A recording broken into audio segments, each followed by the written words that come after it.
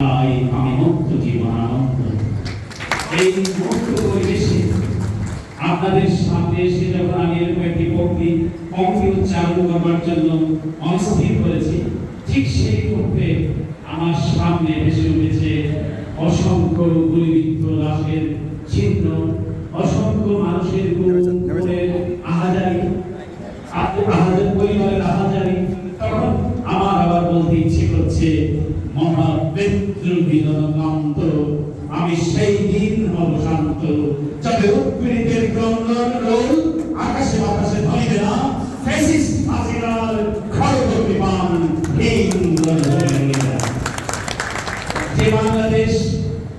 যে বাংলাদেশের অভ্যুত্থান ঘটেছিল একটি সশস্ত্র সংগ্রাম এবং বিপ্লবের মধ্য দিয়ে, মুক্তিযুদ্ধের মধ্য দিয়ে, যা চেতনা ছিল বাংলাদেশ একটি বৈষম্যহীন রাষ্ট্র থাকবে, গণতন্ত্র প্রতিষ্ঠা হবে, আমাদের অধিকার আমরা ফিরে পাবো, সেই বাংলাদেশকে কিভাবে এই পাবেদার ফ্যাসিস্ট সরকার 15টি বছর যেভাবে মানুষকে আষ্টে পৃষ্ঠে বেঁধে রেখেছিল, মানুষের অধিকারগুলোকে, মানুষের বেঁচে থাকার অধিকারগুলোকে, সেটি আর বলার অপেক্ষা রাখে না। আমি এই দিকে যাবো না, সেটি চর্বিত যখন হবে, কারণ আপনারাই সবচেয়ে বেশি ভুক্তভোগী।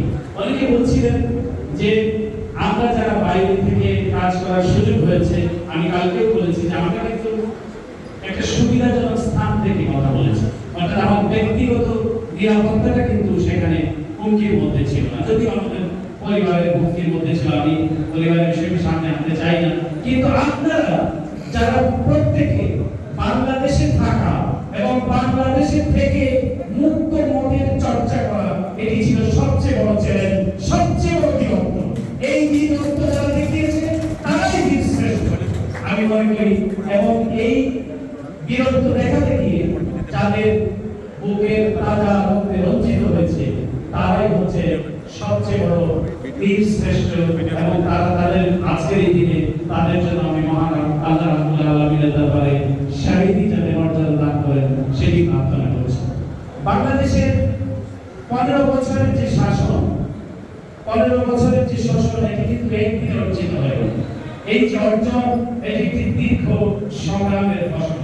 বাংলাদেশে অসংখ্য মানুষ গুম হয়েছে, খুন হয়েছে, রাতে রাতে তুলে দেওয়া হয়েছে, এবং বাংলাদেশের মানুষকে প্রতিনিয়ত একটি ভয়ের মধ্যে, একটি ভীতির সংস্কৃতি চালু করা হয়েছিল।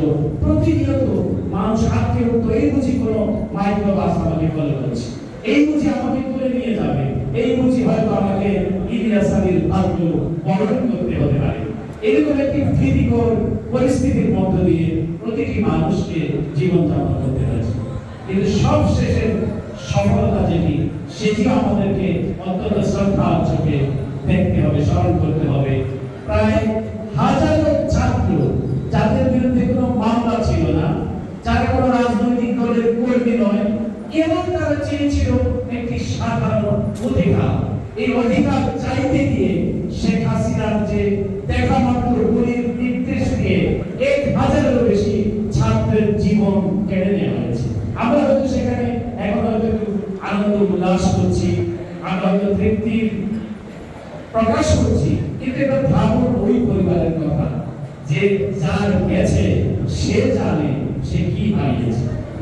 এখনো সে তার মা অপেক্ষা করছে, এই বুঝি তার ছেলে ফিরবে, স্ত্রী হয়তো অপেক্ষা করছে তার স্বামীকে ফিরে পাবে, তার অবশ সন্তানটিকে সে সান্ত্বনা দেওয়ার চেষ্টা করছে, মিথ্যে সান্ত্বনা, মিথ্যে আশ্বাস। এই পরিবারগুলো যে হারিয়েছে, যে স্যাক্রিফাইস, এটি হচ্ছে সবচেয়ে বড় স্যাক্রিফাইস, এটি হচ্ছে সবচেয়ে বড় বিসর্জন। আমি আজকের দিনে শ্রদ্ধার সাথে স্মরণ করছি এই সমস্ত ছাত্রদেরকে, যাদের বুকের তাজা রক্তে রঞ্জিত হয়েছে বাংলাদেশের রাজপথ, অর্জিত হয়েছে আমাদের কাঙ্ক্ষিত স্বাধীনতা, হাসিনা মুক্ত বাংলাদেশ। এখন কিন্তু আমাদের যে অনেকে বলছিলেন, আমাদের সব ভাই, আব্দুল্লাহ ভাই, আপনার ভাই, অনেকে বলছে ইলিয়াস খান, যে তারা এই অর্জন, এই আমাদের, আমরা এখন যদি বলি মনে করি যে আমাদের সবকিছু অর্জিত হয়েছে, সেটি কিন্তু ভাবলে চলবে না। এখন এই স্বৈরাচারের প্রেতাত্মারা বিভিন্ন জায়গায় তারা ঘাপটি মেরে বসে আছে, আর বসে আছে বলে শেখ হাসিনা এই বক্তব্য প্রচার করার সাহস পায় যে খুব তাড়াতাড়ি চলে আসবে। আমি বিশ্বাস করি বাংলাদেশের মানুষও তাই চায়, তুমি খুব তাড়াতাড়ি আসো এবং তোমাকে জবাবদিহিতার মুখোমুখি বাংলাদেশের মানুষ করতে চায়। আমি বাংলাদেশের মানুষের সৌভাগ্য, আমি বলবো যে বাংলাদেশের বর্তমান সরকার পরিচালনার দায়িত্ব পেয়েছেন একজন নোবেল বিজয়ী অর্থনীতিবিদ, যার নামের পরিচয়ে আমরা নিজেরাও কিন্তু বিশ্ব সভায় আলোকিত হয়েছি। দুটি উদাহরণ দিতে পারি। যখন প্রফেসর মোহাম্মদ ইউনূস, তিনি আমরা জানেন ইউনাইটেড নেশনসের তিনি একজন গ্লোবাল অ্যাম্বাসেডর ছিলেন, তিনি যখন আজকে তিনি এই সময়ে তিনি জাতিসংঘের সাধারণ অধিবেশনে যাবেন সরকার প্রধান হিসেবে, কিন্তু জাতিসংঘের প্রতিটি অধিবেশনে তিনি একজন এক্সপার্ট রেসপেক্টেড মানুষ হিসেবে তিনি বহুবার অংশগ্রহণ করেছেন। একটি অনুষ্ঠান থেকে আমি যখন দেখলাম যে তার এক অনুষ্ঠানে তিনি বক্তৃতা করছিলেন, আমি সেখানে উপস্থিত ছিলাম। আমার পাশেই ছিলেন একটি বয়স্ক দুজন ভদ্র মহিলা, দুজন মানুষ, একজন ভদ্র মহিলা, একজন ভদ্র মহিলা। তারা প্রায় 70 বয়স্ক, অবশ্যই তারা শেখাগো মানুষ। প্রফেসর ইউনূস যখন তার বক্তৃতা রাখছিলেন তখন দেখি ওই দুইজন মানুষের চোখ দিয়ে তোড় তোড় করে পানি পড়ছে। আমার মনে হচ্ছিল যে প্রফেসর ইউনূস যে বক্তৃতা রাখছেন এটা কিন্তু কান্নার কোনো বিষয় নয়, আর ওই মুহূর্তে কিন্তু তারা কাঁদছে। আমি জিজ্ঞেস করলাম অনুষ্ঠান শেষে যে আপনারা কাঁদছিলেন কেন? প্রফেসর ইউনূস যখন বক্তৃতা করছিলেন উনি বলেন যে we can believe Professor Yunus speaking in front of us. এই জন্য আমরা কাঁদছি যে প্রফেসর ইউনূসের বক্তব্য, ব্যাংকার অফ দ্য পুর, তার বক্তব্য আমরা সামনে থেকে শুনতে পাচ্ছি। এরকম একটা রেসপেক্টেড জায়গায়, সম্মানের জায়গায় আপনাদের যে আপদকালীন অভিভাবক, আমি বলবো এই ট্রানজিশনের যিনি দায়িত্ব নিয়েছেন, একটি বিপ্লবের মধ্য দিয়ে যে সরকার প্রতিষ্ঠিত হয়েছে, এই বিপ্লবী সরকারের যিনি প্রধান হয়েছেন তার অবস্থা সারা করবেন। পক্ষান্তরে শেখ হাসিনা যখন সেখানে যেত তার বিশাল মহল নিয়ে, 200 জনের বৃহৎ নিয়ে, তো আমি বললাম যে oh you are from Bangladesh? বলতেছে I from Bangladesh, yes I am from. Oh this lady is you, I am oh my god, such a woman. মানে এইভাবে ঘৃণার চোখে, বিদ্রোহের চোখে এই মহিলাটিকে দেখা হতো সারা গ্লোবাল প্ল্যাটফর্মে।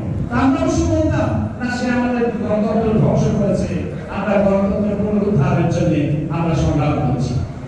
তো যখন প্রফেসর ইউনূসের নেতৃত্বে এরকম একটি সরকার গঠিত হয়েছে, আমি রবীন্দ্রনাথের একটি কথা আছে, তোমার পতাকা যাহারে দাও তাহারে পরিবারকে শক্তি। আপনারা যে দায়িত্বটুকু পেয়েছেন, এই দায়িত্বটুকু কিন্তু এদেশের শ্রমিক, কৃষক, মেহনতি মানুষ, ছাত্র জনতার একটি আমানতদারি। প্রত্যেকটি উপদেষ্টা পরিষদের সদস্যকে একটি খেয়াল রাখতে হবে, এই আমানতদারির খেয়ানত যাতে না হয়। স্বৈরাচারের প্রচারকরা, ফ্যাসিস্টের দোসররা কোন ধরনের আন্দোলনে আপনাদের মধ্যে যাতে মিশে যেতে না হয়। ফ্যাসিস্টদের সঙ্গে, স্বৈরাচারের সঙ্গে আপোষ করে বাংলাদেশে মানুষের অধিকার প্রতিষ্ঠা করা অসম্ভব। সুতরাং আমরা এটিও মনে রাখতে হবে যে এখানে কার অংশগ্রহণ বেশি ছিল, কার অংশগ্রহণ কম ছিল, এই বিভেদে না আছে।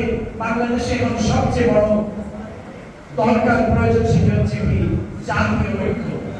এই ইউনিটি ধ্বংস করবার জন্য প্রতিবেশী দেশ থেকে এই মহিলাটি বসে এবং তার দোসররা বসে নানা ধরনের চক্রান্ত ষড়যন্ত্র করছে।